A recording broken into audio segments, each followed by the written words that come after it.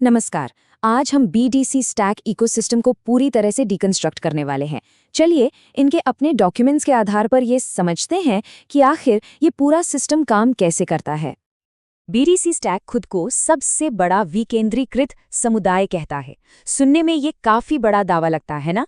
तो आइए देखते हैं कि इस दावे के पीछे की सच्चाई क्या है और ये चीज इनके पूरे प्रोजेक्ट को कैसे डिफाइन करती है। इसे ठीक से समझने के लिए हम अपनी चर्चा को 5 हिस्सों में बांटेंगे। पहले हम जानेंगे कि BDC स्टैक है क्या, फिर इसकी टोकन इकोनॉमी को देखेंगे, इसके बाद स्टेकिंग और रेफरल जैसे कमाई के तरीकों पर बात करेंगे और आखिर में इसके ज़रूरी नियमों और रिवॉर्ड्स पर एक नज़र डालेंगे।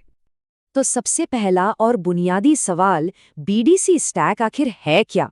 देखिए, किसी भी प्रोजेक्ट को समझने के लिए उसकी टेक्निकल फाउंडेशन को समझना बहुत ज़रूरी होता है। तो ये जो पूरा प्लेटफॉर्म है ये बाइनेंस स्मार्ट चेन यानी BSC पर बना है। इसका सीधा मतलब ये है कि लोगों को तेज और काफी सस्ते ट्रांजैक्शंस मिलते हैं। यहाँ प्राइमरी पेयर के तौर पर USDT का इस्तेमाल होता है, जो कि एक स्टेबल कॉइन है, तो वैल्यू में ज्यादा उतार चढ़ाव नहीं होता। और हाँ, नेटवर्क पर जितनी भी गैस फीस लगती है वो BNB में पे की जाती है। अच्छा, ये प्रोजेक्ट अपने 4 मेन फायदे गिनाता है। पहला, बहुत ही तेज ट्रांजैक्शंस। दूसरा, स्मार्ट कॉन्ट्रैक्ट्स की वजह से फीस काफ़ी कम लगती है। तीसरा, ये पूरी तरह से ऑटोनॉमस है, मतलब कोई सेंट्रल कंट्रोल नहीं है। और सबसे ज़रूरी बात, ये अपने मेंबर्स के लिए हाई प्रॉफिट पोटेंशियल का दावा करता है। चलिए, अब आते हैं दूसरे सेक्शन पर, BDC टोकन की इकोनॉमी। अब यहाँ हम ज़रा नंबर्स पर गौर करेंगे कि कुल सप्लाई कितनी है और उसे बांटा कैसे गया है। तो शुरुआत में कुल मिलाकर 3.5 करोड़ BDC टोकन बनाए गए थे। ये वो मैक्सिमम नंबर है जो कभी भी मौजूद होगा। इसमें से 1 करोड़ टोकन्स को बर्न करने के लिए अलग रखा गया है। बर्न करने का मतलब है कि उन्हें हमेशा के लिए सर्कुलेशन से हटा दिया जाएगा। अब थ्योरी के हिसाब से इससे बचे हुए टोकन्स की वैल्यू बढ़ सकती है। तो इस बर्निंग प्रोसेस के बाद मार्केट में सर्कुलेशन के लिए सिर्फ 2.5 करोड़ टोकन ही बचेंगे। यही इसकी फाइनल सर्कुलेटिंग सप्लाई होगी। और ये एक बहुत ही ज़रूरी नियम है, इसे ध्यान से समझना होगा। आप इन BDC टोकन्स को किसी बाहरी एक्सचेंज से खरीद नहीं कर सकते। इन्हें कमाने का सिर्फ और सिर्फ एक ही तरीका है, BDC कम्युनिटी को ज्वाइन करना और उसमें हिस्सा लेना। ठीक है, तो अब देखते हैं कि इस इकोसिस्टम में कमाई कैसे की जा सकती है। जो पहला तरीका है वो है स्टेकिंग, मतलब पैसिव इनकम कमाने का एक जरिया। यहाँ स्टेकिंग प्रोग्राम की पूरी डिटेल है। आप कम से कम 50 USDT से शुरू कर सकते हैं और ज्यादा से ज्यादा 10,000 USDT तक स्टेक कर सकते हैं।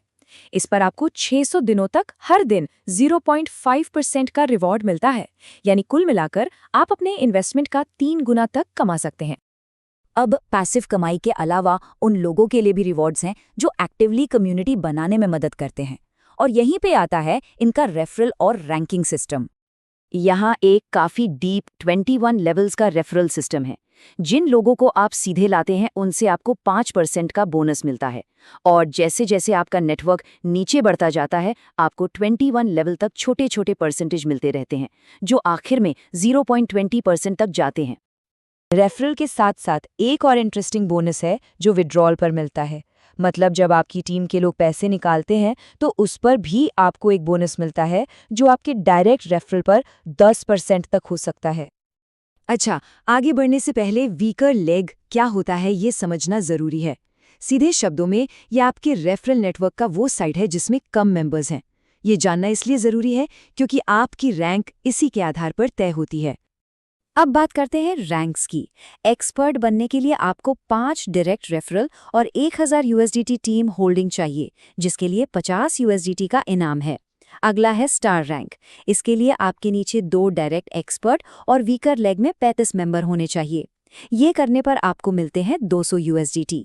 और जैसा कि आप देख सकते हैं, 2 स्टार और 3 स्टार के लिए रिक्वायरमेंट्स और रिवॉर्ड्स दोनों बढ़ते चले जाते हैं। और यहाँ से तो रिवॉर्ड्स वाकई बहुत बड़े हो जाते हैं।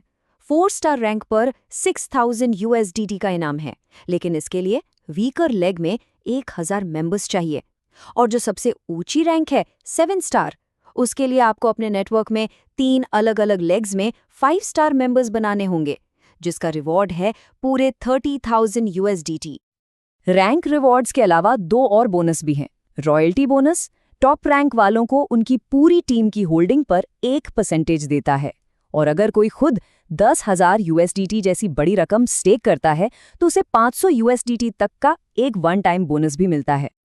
चलिए, आखिर में कुछ जरूरी नियमों पर भी नजर डाल लेते हैं जो इस पूरे सिस्टम को चलाते हैं, मतलब फाइन प्रिंट। यहाँ 2 बातें ध्यान देने वाली हैं।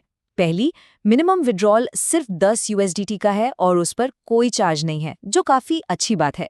लेकिन दूसरी तरफ, जब आप अपने BDC टोकन्स को स्वैप करते हैं तो उस पर 5% की फीस लगती है, जो टोकन बर्न करने और सप्लाई कम करने के काम आती है। तो BDC स्टैक के इस पूरे विश्लेषण के बाद एक बड़ा सवाल सामने आता है, क्या स्टेकिंग और मल्टी लेवल रेफरल जैसे आपस में जुड़े हुए रिवॉर्ड सिस्टम सच में एक टिकाऊ और विकेंद्रीकृत समुदाय बना सकते हैं? ये एक ऐसा मॉडल है जिसे ग्रोथ को तेजी से बढ़ाने के लिए डिजाइन किया गया है, और इसकी लॉन्ग टर्म सफलता पूरी तरह से कम्युनिटी की ताकत पर निर्भर करेगी।